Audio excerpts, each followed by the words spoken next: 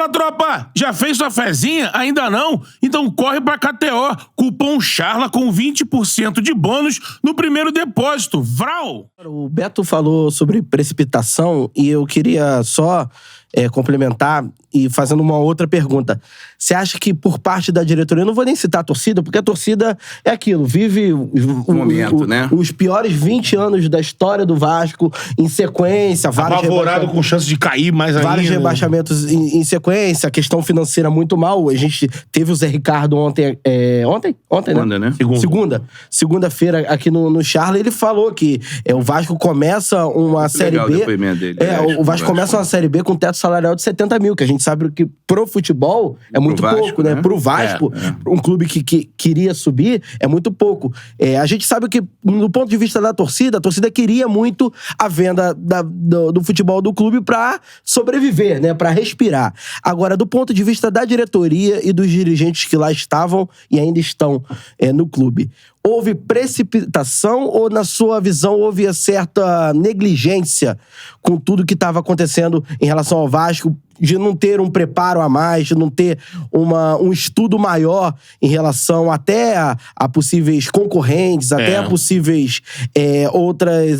discussão de detalhes do contrato. Na sua opinião, foi precipitado ou foi negligente essa venda do Vasco? Eu acho que negligente fica melhor posicionado, né? Eu acho que o que o Vasco fez, a diretoria do Vasco fez foi uma entrega obscura, desrespeitosa, e que, claro, o Vasco estava numa situação limítrofe, né? O Vasco estava numa situação crítica, mas já viveu isso em outros momentos. O Flamengo já foi o maior devedor dos clubes de todos os tempos, né? Na história. Então, há outras soluções. Na campanha eleitoral que eles foram eleitos, eles não falavam da SAF. Ao contrário, tem falas do Salgado, que diz, do seu Jorge Salgado, que diz que ele é contra esse modelo, que o Vasco tem outras soluções, que ele estava a um telefonema de grandes fundos, né? Então, essa não é a realidade. O Vasco caiu na gestão Jorge Salgado, não subiu na gestão Jorge Salgado, subiu sacrificosamente na gestão Jorge Salgado e foi vendido no seu pior momento. Então, qualquer negócio, né? Se vocês tiverem um negócio, o lugar de vender, o momento de vender, não é no momento que você está mais fragilizado, é no momento que você está mais fortalecido, né? Se essa é a sua solução. 2, se você vai vender um ativo tão importante como esse do Vasco, você precisa consultar os associados, você precisa consultar o conselho. E o que foi feito foi de uma maneira completamente desrespeitosa. O Vasco é gigante, o Vasco é dos vascaínos, seja com SAF ou sem SAF.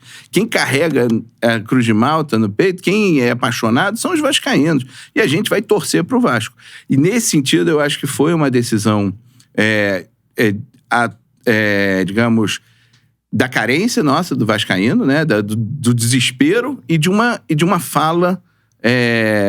uma fala mentirosa ou fala não verdadeira dessa atual diretoria. Então, nesse sentido, eu acho que é negligente porque não era real. Não foi uma precipitação, foi não verdadeiro, né? Quando a gente falava, o próprio Edu, o outro candidato, ele dizia pra gente que ele não sabia se teria condição da oposição entrando, por exemplo, solicitar a abertura do contrato, né? Excelente ponto. Que não é uma certeza. Vocês não têm essa certeza, né? A gente tem a certeza de que a gente vai trabalhar para essa abertura do contrato. E quando você tem um associado com 30%, ele tem acesso à informação e essa informação precisa ser compartilhada. Depende, por isso que eu falo assim, Beto, depende do lugar que você quer ter. Nesse contrato foram, pelo menos assim, oficialmente foi dito, inclusive, que teve uma comissão de 28 milhões. Alguém recebeu 28 milhões para esse contrato acontecer. Havia uma dívida conhecida do Jorge Salgado, do Vasco com o Jorge Salgado, porque ele botou dinheiro pessoal ali colocado. Tem muitos interesses ali em jogo. Eu não quero ser leviano de acusar, foi fulano, foi Beltrano, mas... se alguém recebeu, também isso devia ser transparente, devia ser dito. Se é legal esse procedimento, se está documentado, devia também ser dito. Mas esses interesses escusos ficaram à frente dos interesses do Vasco.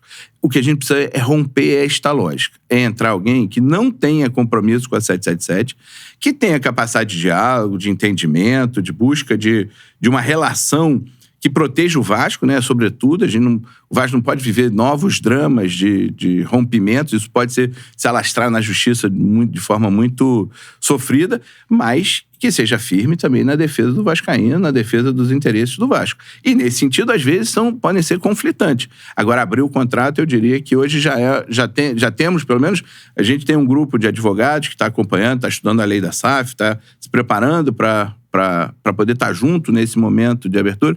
E hoje acho que é praticamente consenso, ou eu diria consenso, de que o acesso ao contrato a gente vai ter. Mesmo que precise judicializar. Mesmo que precise judicializar, mesmo que precise tensionar, mesmo que precise ser um compromisso que a gente tem. O Vasco não pode mais viver com uma caixa hermética que a gente não sabe o que está escrito. Porque sabe o que acontece, Beto? Tem uma coisa assim, que a SAF pode ser uma solução para muitos clubes, pode ser um caminho, eu pessoalmente não acredito, mas está instalado no Vasco, eu não vou voltar o tempo querer discutir isso. Hoje é a nossa realidade. Então a gente vai viver com a SAF, né? Não estou dizendo, né, vamos acabar com a SAF, mas a gente vai viver com a SAF. Agora, o caminho que a gente vai poder traçar depende da abertura do contrato e depende da capacidade nossa de fazer uma gestão que seja transparente, que mobilize o vascaíno e a vascaína. Aí a gente consegue reverter.